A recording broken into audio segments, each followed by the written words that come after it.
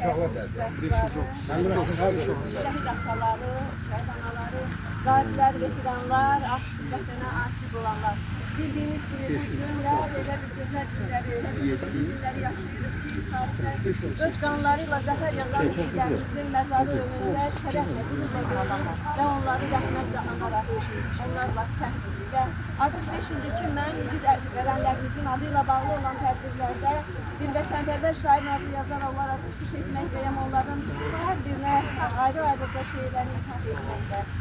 Və hər bir tədbirdə də özünə borc bilirəm, qeyd edən ki, bugün əgər biz arzun səmada nəfəs alırıqsa, biz məmləkətimizin vətən torpaqlarında şəhrət addımlayırıqsa, bir zamanlar mən fəxr edirəm ki, Azərbaycanlıyam deyib də, Qarabağ bizimdir, Qarabağ Azərbaycandır nidasıyla çıxış edən və bu nidanı 44 günə təsdiqləyən Cənab Ali Başkomandana və onun dəmir yumruğu ətrafında sırf birləşərək bizə qalibiyyət yaşadan müzəffər ordumuza, cənnətlik şəhidlərimizə, yara əzalı qazilərimizə hər birimiz bir can borcluyuz. Eşq olsun vətənin belə igid, vətənpərvər, vətənsevər el oğullarına. Və bu gün biz ailəmizin, sənəmizin məzarı önündə duraraq hər birimiz öz ürək sözlərimizi deyirik. Bütün şəhidlərimizə şahid olduğu gözəl sözlərimiz və bayram sabah, birisi gün sabah, zəfər günü, birisi gün bayraq günü, bu şanlı bayrağımızı Qarabağımızda canları fəda edərək, özlərini qurban verən, şəhidlə yüzlərən iki şəhidlərimizin adıyla bağlı olan və bildiğiniz gibi ki, adilimiz xüsusi təyinatlılar dəstəsindən idi. Elə bu gün də onun adıyla bağlı olarak bütün şəhidlərimizə, bütün xüsusi şəhidlərimizə bunu ithaf edirəm. 44 günlük zəfər dolu vətən savaşında xüsusi yeri, əməyi danılmaz olan xüsusi təyinatlı qüvvələrə ithaf etdiyim Dağlar belə heyran da adlı şeirin müəllif, Jurnalistlər Birliyinin, Turan Yazarlar Birliyinin üzvü, Qələm mükafatı layiqli vətənpərvər şair Nazlı Yazar olaraq.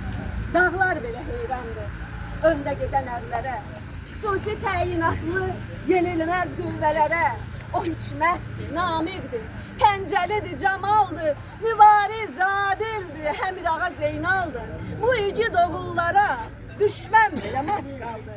Nəinki 92-dən, əzəldən dağ olan, ürəyin acı dərdi, Xocalıdan dərs alan, layiqli qısas aldı. İgid bozqurd olanlar, düşmənin kabusu, xüsusi təyinatlılar. Siz müzəffər ordunun öndərləri, çıldırım qayaların Fərhadı, nəbiləri, vətənin igid qazisi, şanlı şəhidləri, zəfərli bu gün üçün sizlərə minnətdarıq, tarixən zəfərli millət olaraq varıq. Nazlı Yazar sizlərə sevgisini izhar edər, zəfərli igidlərlə qürrələnər, öyünər.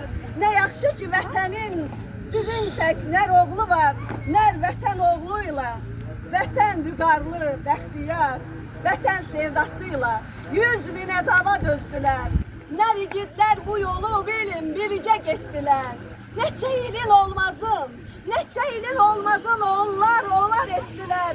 Qarabağ Azərbaycandır, uşaqla bir yerdə Qarabağ Azərbaycandır. Zəfərlə dedilər, dünyanın bucaq sayılır, düşmənə başa salıb, üç reyli bayraqla himn səsləndirdilər. Şirin cavan canlarından keçsə də onlar, sən yaşa Azərbaycan, daim var ol dedilər. Sən yaşa Azərbaycan, daim var ol dedilər. Bir daha bütün şəhidlərimizin nurlu ruhları qarşısında baş əyirəm. Bayramımız mübarək igidlərim, xalqım daim zəfərli olsun.